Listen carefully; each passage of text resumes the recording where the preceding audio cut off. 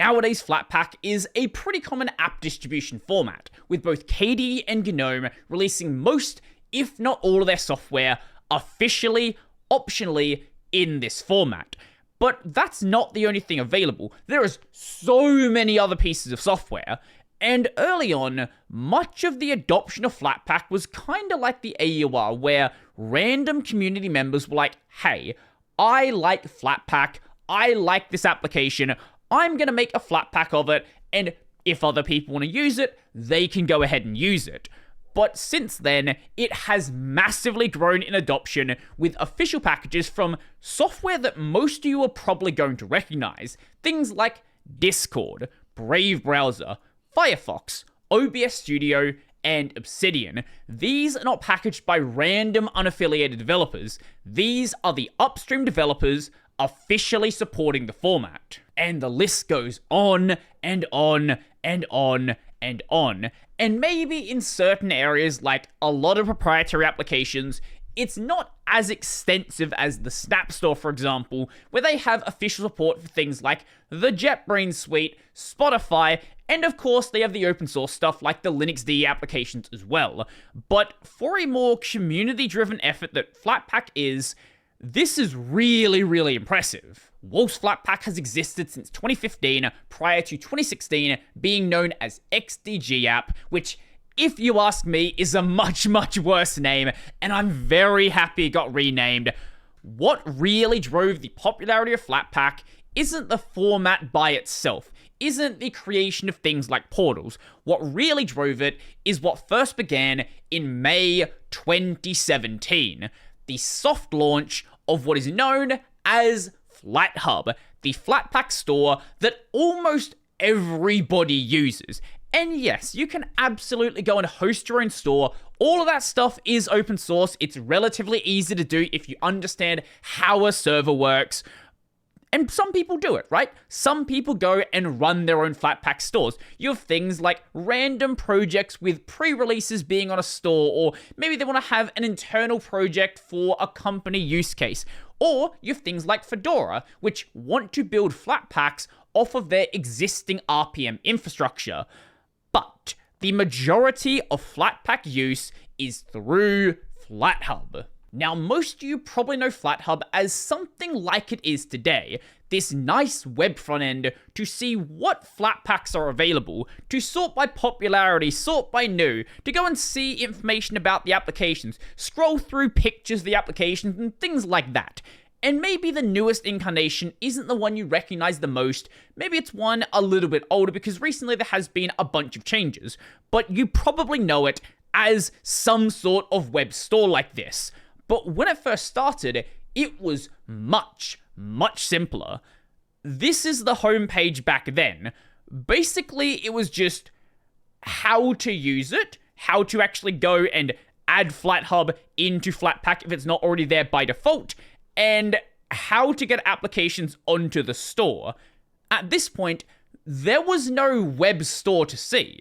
Looking down the bottom here, this is all the links they had on their website. Twitter, because back then, nobody used Mastodon. It did exist, but it was very, very small. The homepage, the one we're on right now, a link to the Flatpak website, and how to use Flathub. That is all. No nice web store, not even like a basic web store, nothing at all. If you wanted to see what applications were available on Flathub, you do this in two separate ways. One, you know they already exist. You've seen a forum post, you've seen someone mention it, you've seen a developer mention they're available there, things like that. And two, using the CLI Flatpak tooling and searching through the repo. Back then, I don't believe there was any integration with any of the GUI software centers available in the desktops. I believe that came a little bit later. Keep in mind, though, that in 2017, this was supposed to be a soft launch. It was getting Flathub out there. It wasn't completely ready for prime time yet. Come 2018, things had a big improvement. Now, it said featured applications. Flathub contains over 200 apps. Here are just some of them. Man, we are so much further along than 200 apps, and now it lists out applications that are available that you might want to get. including things like Google Play Music, if anyone wanted to use that, and Skype. Even 6 years ago, nobody used Skype, but now, especially no one uses Skype. But during the second quarter of 2018, that's when things really started. This is when we saw the original Flathub store. If you've been using Flathub for a long time, this is the store that you probably recognize, that you probably used for a really, really long time. But this hasn't been the store now for at least a year. So in 2023, we saw the new store. Now there's a dark theme. Now it has more information about how to use things here. There's a search bar easily accessible up the top. And this, I feel, was a big, big improvement to what Flathub actually offered. Also, this is when they introduced the verification system, so now you know if an application is officially supported by the developers. Following this, then we saw the current version. This one only started shipping maybe like a month or two ago. Thanks to all of these changes to the Flathub store, making it easy to use, providing more information to the user, having the verification system, this has been massively, massively adopted. But not just because of changes to the store, but also improvements to the Flatpak format as well.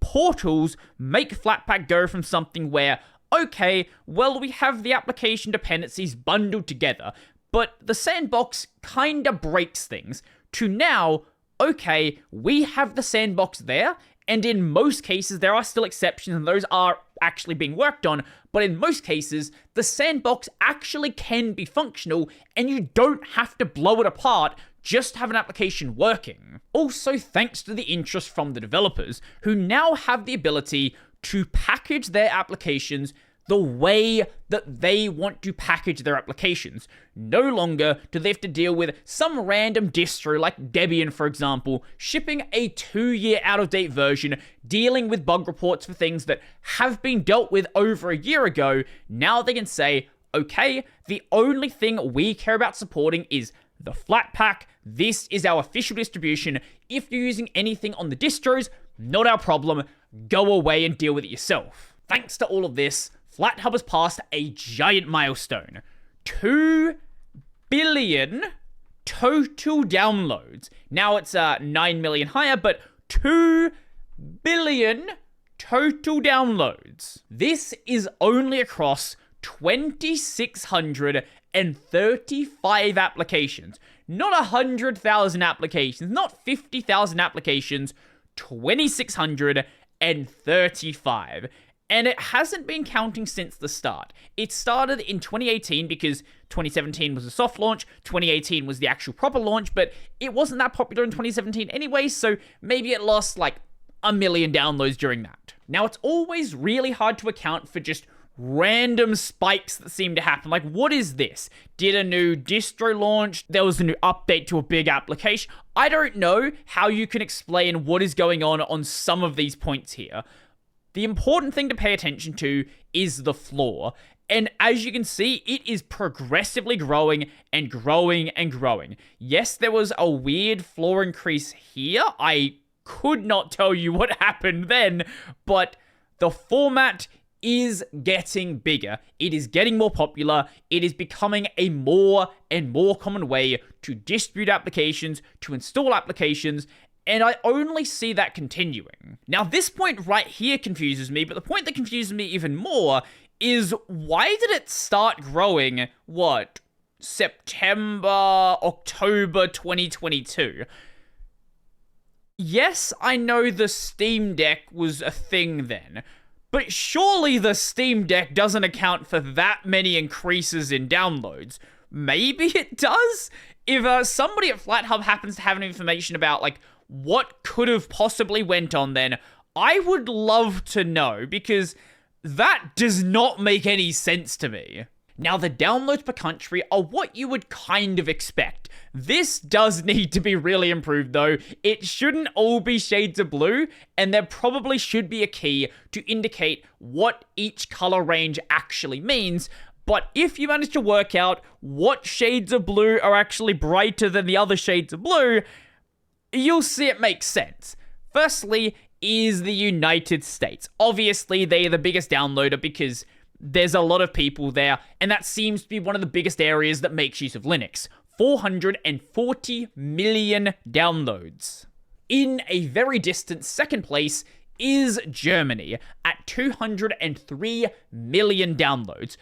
I don't know why Germany, out of all the places in the EU, is such a big contributor to Linux and big contributor to FOSS. I know there are a lot of Linux-based companies that are headquartered in Germany or have a base of operations in Germany, but I don't understand how Germany became the location where that happens. If you know something about the history of Linux use in Germany, please let me know down below. In a much closer third place is Brazil at 187 million downloads. I always forget just how many people are in Brazil and how big the country actually is, because Brazil, to my understanding, is about the size of Australia, but the population is way, way higher. Following that, we have our fourth place, which is Russia at 93 million downloads, and our fifth place, Canada, 65 million downloads. And from there, the numbers go as you probably would expect. Places like Australia have a fairly large amount of downloads, other places like Greenland, far, far less. Here is one that is very, very amusing though. Not South Korea, but directly above it, North Korea. 316 downloads. Now, I don't know if this is someone who is doing some weird IP geolocation spoofing. Apparently, there are some VPNs that have servers in North Korea. I don't know how this happened. It could be someone in the government who happens to use Flathub. Whatever the reason, this is the region that has the lowest number of downloads. Besides the things I already mentioned, there are some things I would like to see improved on the statistics website. I would like the ability to go and click back through certain points in time and see how many downloads are in each region at that point, because presumably you would have that data, or you would at least be able to infer it based on both of the things you have here. Maybe that's not as possible, but I'm not sure. But another thing I'd like to see is major events happening on Flathub or involving Flatpak listed along the timeline here, so you know sort of how different things might have affected what actually went on with the downloads here. Also, there is a category distribution, but it breaks down on the number of apps in each category. I would like to see the number of downloads per category because, yes, there is a number of games here. It is the biggest category, but I have a feeling that's probably not the biggest download. Emulators would be in that group, so it's probably going to be a big one, but I reckon the biggest group of downloads is probably, assuming browsers are under networking, this one. Second would probably be like developer tools or maybe audio and video, because OBS would be in this category, but GIMP is going to be here as well. I definitely don't think the biggest one would be utilities though. But have you ever bothered to check which applications on Flathub actually are the most downloaded? Now, you can probably guess, if you have any idea what applications are popular, what is going to be on that list.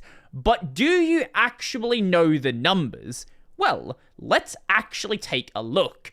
Number one. Number one is something I wish wasn't at the top, but it sadly is Google Chrome. This is an unverified application. It is not an official version of Google Chrome, but not even Chromium.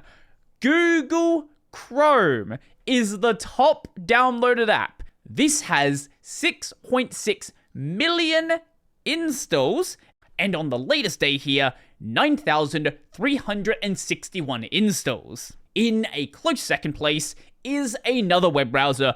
It's the browser you would expect.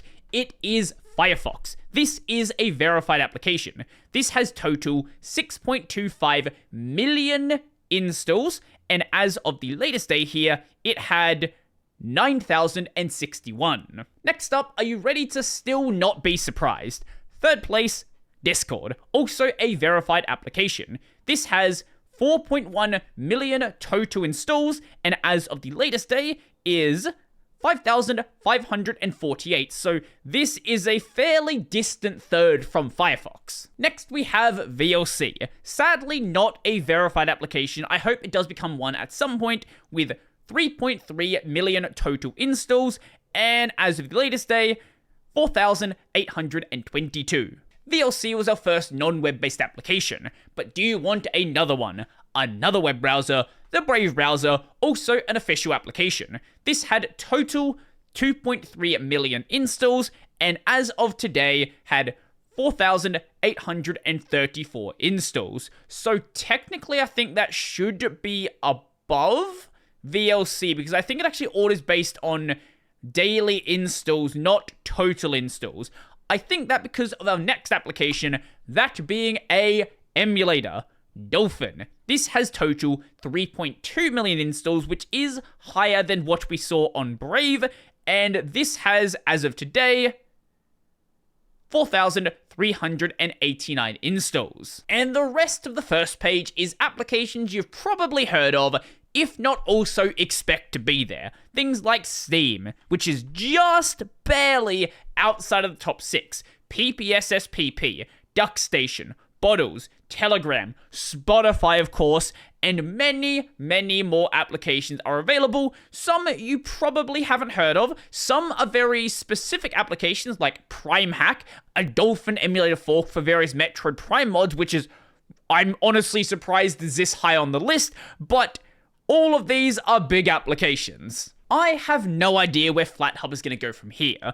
What I do expect, though, is more and more applications become available, more and more developers taking control of their Flatpaks and turning that into an official distribution of the application. But what do you guys think? What do you think's going to happen? Where do you think Flathub's going to go? Do you even like Flatpaks to begin with? I would like to know. This isn't going to happen tomorrow. Is not going to happen in a week. This has been a 9-year-long journey so far, so what's a few more years for things to happen? Let me know your thoughts down below. So if you liked the video, go like the video. And if you really liked the video and you want to become one of these amazing people over here, check out the Patreon, subscribe to LiberaPay, linked in the description down below. That's going to be it for me, and at least they're not snaps.